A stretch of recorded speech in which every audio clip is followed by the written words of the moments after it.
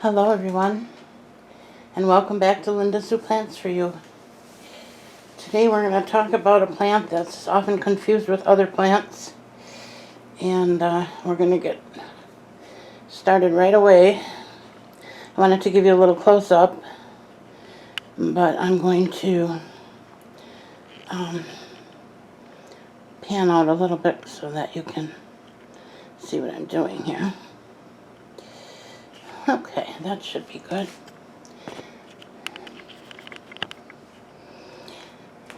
Well, they say practice makes perfect, so hopefully I'm getting there.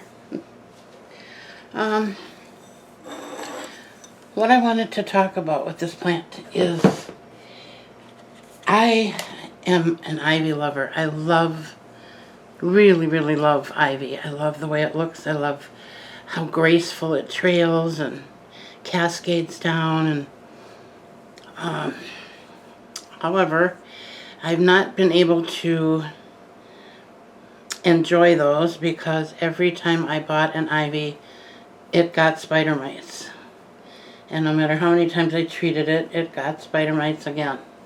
So I finally got to the point where it just wasn't worth it. When I have plants that have repeated problems, especially when it's the same issue over and over, I tend to shy away from keeping it because I have such a big collection and I don't want to have to treat all of my plants for because I'm insisting on keeping one that's like a problem. So but if you're like me and you like ivy, you will like this. This is a cutting that I received from Suzette's Gardens back during the summer, and it came in a big box with a lot of other cuttings. And some of you will remember this. There was a lot more here. She sent me a lot of this, but it was so waterlogged that I practically had to cut the whole thing off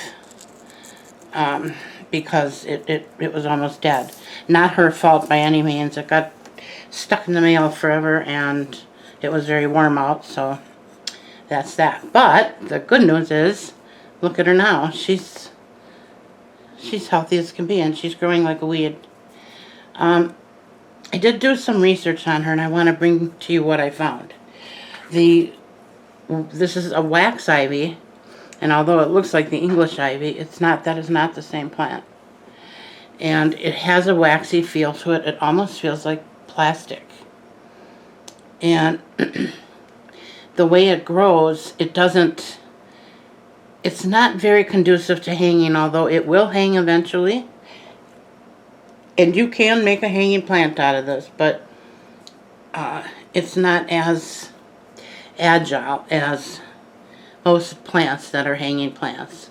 This is much stiffer, and it gets tendrils on it that grab onto things. So this plant, I'm going to repot this today, but I'm not going to make a hanging plant out of it. I'm going to put it in a bigger pot because it's pretty much pot bound right now, and these grow fast.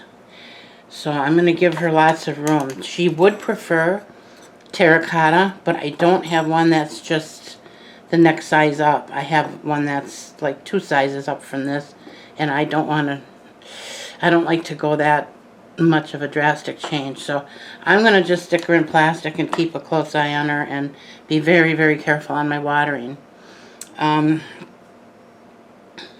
She is from the Senecio family, and her botanical name is actually, I got it written down here. Let me see if I can say it. Senecio macroglossus variegatus. That's what it's called. And folks, I am still working with a new editing program, and I can't seem to figure out how to get wording up on my screen yet, but I am working on that, and once I do, I'll be putting names like this up there for you. I know this is frustrating, especially if you want to purchase one. But if you look up wax ivy, you'll find it. There's tons of them on the internet.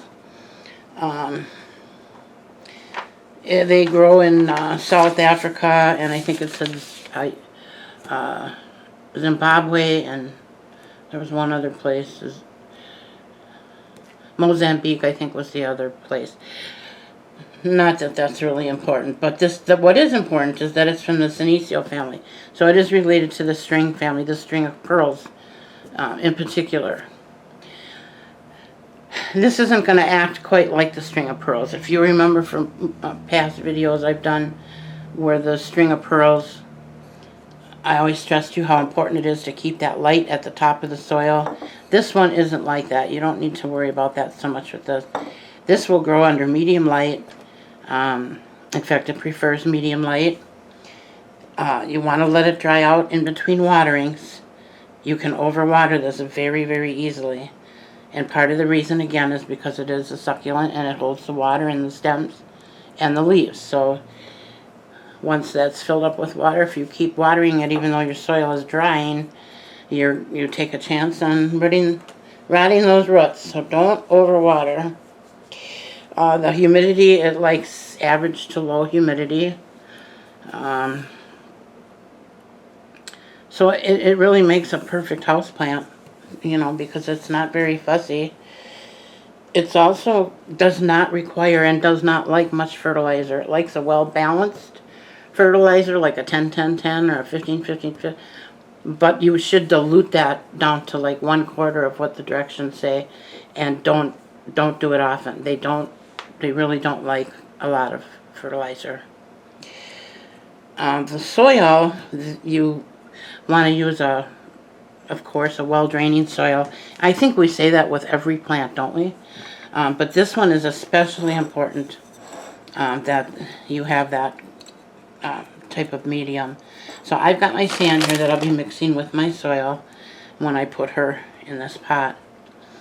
And one of the other things that I wanted to talk about was, if you want to, this would make a beautiful topiary plant.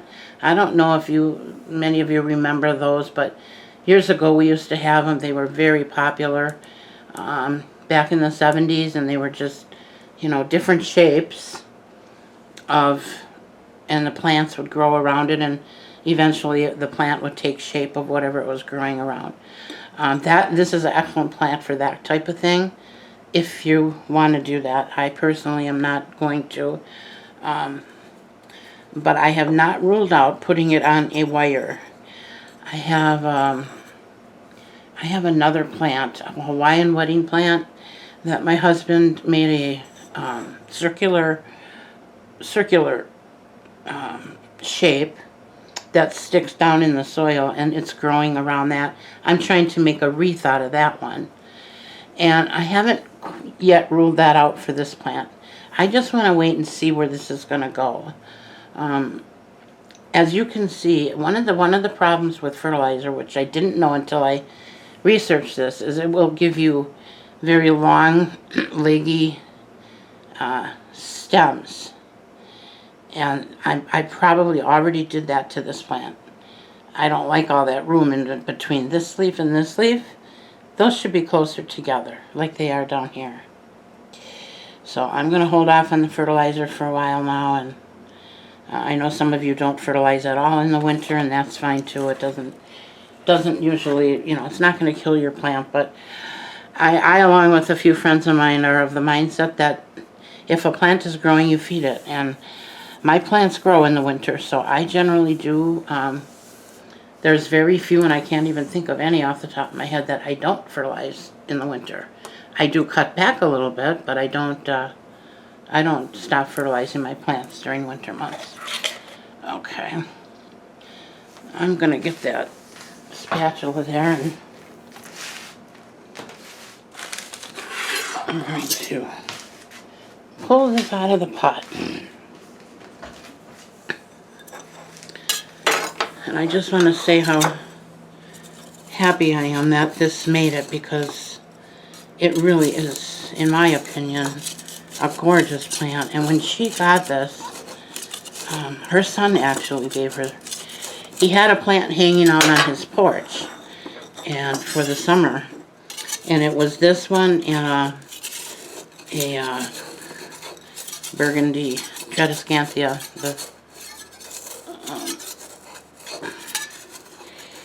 And they were mixed together.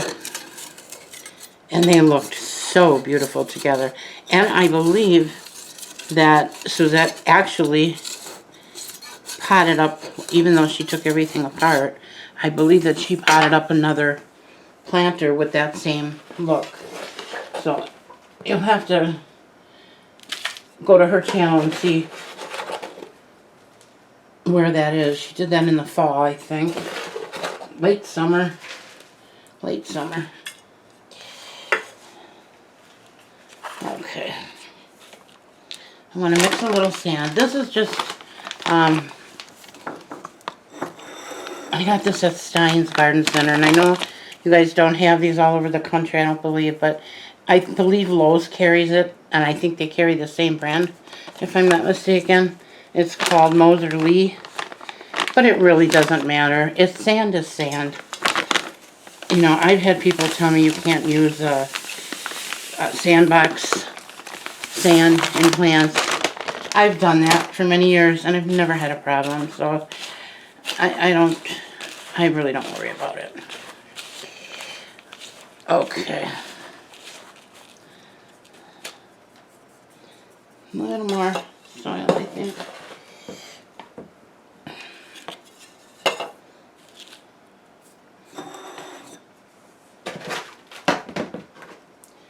My trusty green bucket. Green for growing. Very handy.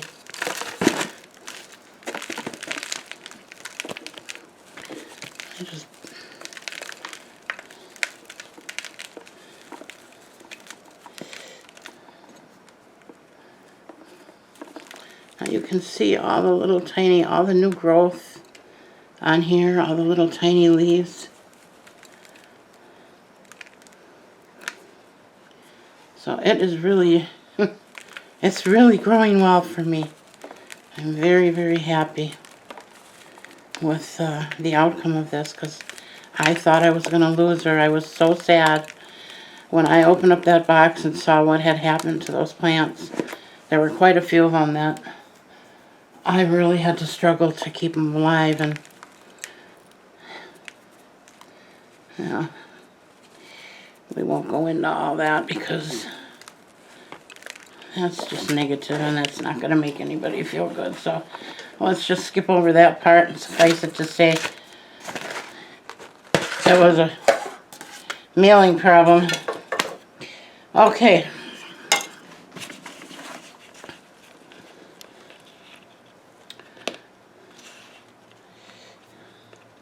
Now her root is way on the bottom, so I don't know what to do. I don't want to pull that off of there. I'm just try and load her up here.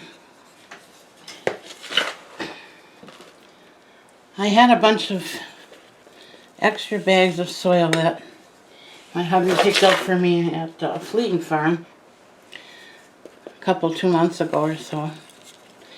And he brought them in the house and set them in the doorway between the dining room and kitchen. And he did that for my convenience, so that they'd be close by, because he knew that I had a lot of repotting to do. Well,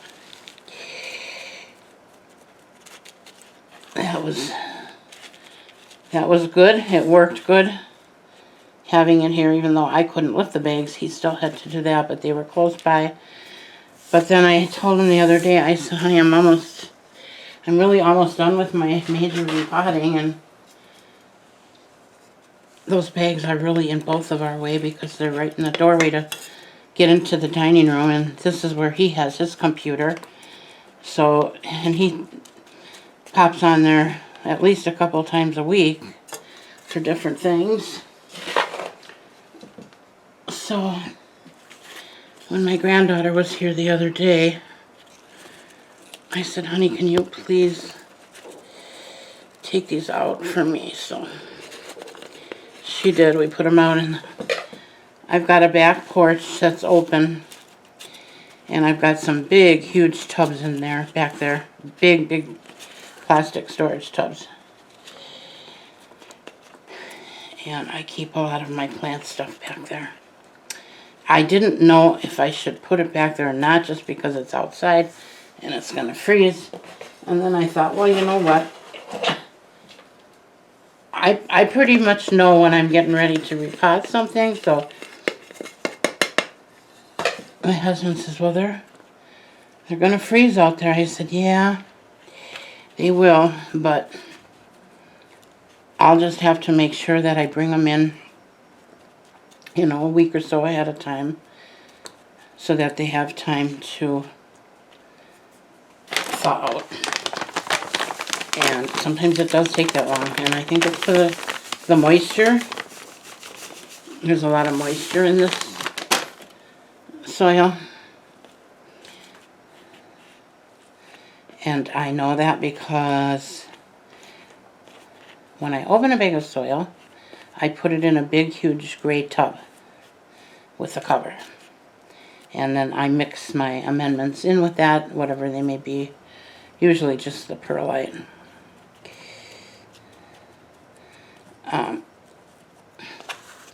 And then from there I put it in my black tub, which most of you are familiar with, that I keep on the table here.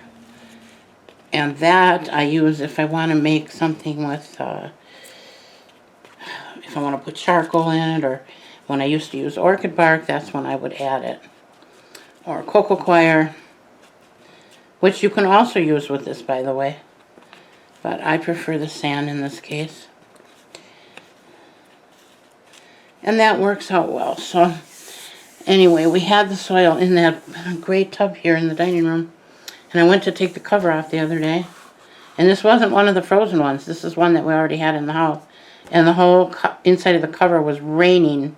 I mean, and the water was just raining off of it. And I was like, oh my goodness, what's going on here? And that's when we discovered just must be a lot of moisture in that soil. Even though it was dry to the touch when we put it in there, it absorbed any humidity that was in the house, I guess. And so I guess that makes it good soil. I don't know, but so I've had to leave the cover off of that. And now the other day I saw one lowly fungus gnat, and I hope that's not going to start up again, because I hate fungus gnats, and I've been pest free now for a while, and I don't want that to come back again. Okay, the other thing I wanted to tell you about is when you take cuttings from this, and I'm not going to do that because I've got so much growth going down here that it's filling in all on its own. If that doesn't continue, or if this continues to stay bare, then I will take some cuttings and I'll root them and stick them in here. But for now, I'm just going to leave it the way it is. I don't want to do too much to it. But you can do this by just cutting the tip. Let me just give you an example here. Like right here. You can just take and cut the tip off of this like you would any other cutting, you know, below the node, and stick it right back in the soil, or you can do it in water. I've had better luck in soil with rooting, with propagating lately. I don't know why. I used to have better luck with water. So I don't know what's going on. Sometimes it works good in soil, sometimes it works good in water. Sometimes I remember to use rooting powder, and sometimes I don't. Rooting powder does help a little. It's not the cure-all and all. So, and we did an experiment here a while back. My husband and I did, and we took two cuttings that were almost identical from the same plant, and we put them in the same water in the same window. And I used rooting powder in one, and I didn't use rooting powder in the other. And the difference was so minimal that honestly, it's not a huge deal if you don't use it, if you don't have it. It does help a little bit. So if you've got a plant that's very, very difficult to root and just is being stubborn and doesn't want to root at all, then I would suggest using rooting powder. And I would do it every time you change the water and you recut the bottom, you know. Just snip a little bit off and give it a fresh end if it's getting brown or mushy, and then give it some more rooting powder. That, in that case, I would recommend it. It does work good. But other than that, it's not that big a deal, for me anyway. So, but okay, this is the wax ivy. It's from the Senecio family, as I said, and she's very resistant to diseases. She really doesn't, well, I can't say she doesn't get any. She could, but very rare, very rare. So if you want an easy-growing plant that's going to give you pleasure for a long time, this is one that I would highly recommend. And like I said, when I was doing my research on it, there's a lot of these for sale on the internet. There were some on Etsy, some on Pinterest, some on eBay, and I think even a few more. So it's not a hard plant to find. So treat yourself to something easy for a change. I know there's a lot of people that have been purchasing the more rare, hard to find plants that are also sometimes difficult to grow.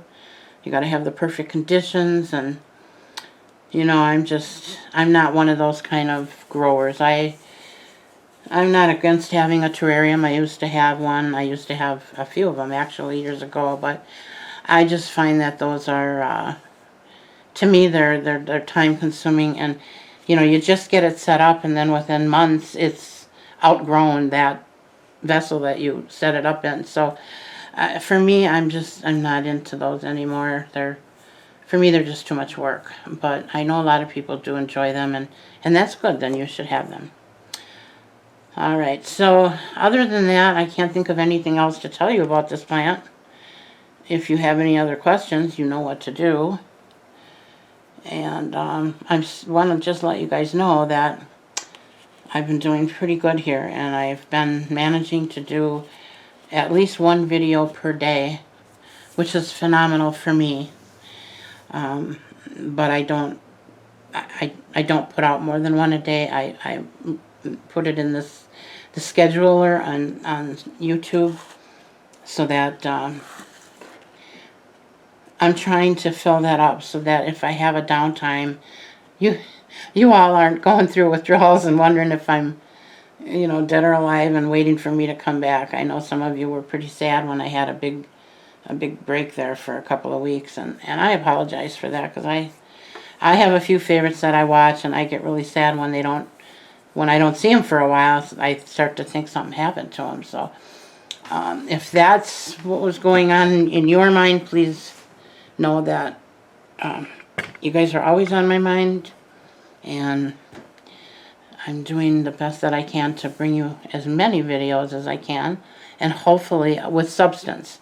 I don't want to just get on here and start yakking about nothing, because nobody, I think, wants to hear that. But although I know some of you enjoy my side street stories, because you've told me that, and I appreciate that. But yeah, other than that, I'm doing what I can do to get these to you. Okay. All right, my plant friends, plant moms and dads. The sun is shining here today. Yay. And it's actually 52 degrees here today in southeastern Wisconsin, which is crazy for this time of year, but I'll take it. I think we're going to get snow this weekend, so, and that's okay too. I don't mind snow at this time of year. Once we get past the holidays and we start getting into the end of January or February, then I don't want to see snow anymore. Then I'm anxious for spring.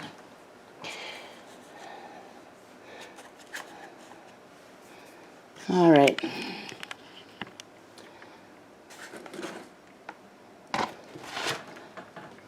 Move that bowl because it's in so many of my videos, and we don't necessarily have to have that.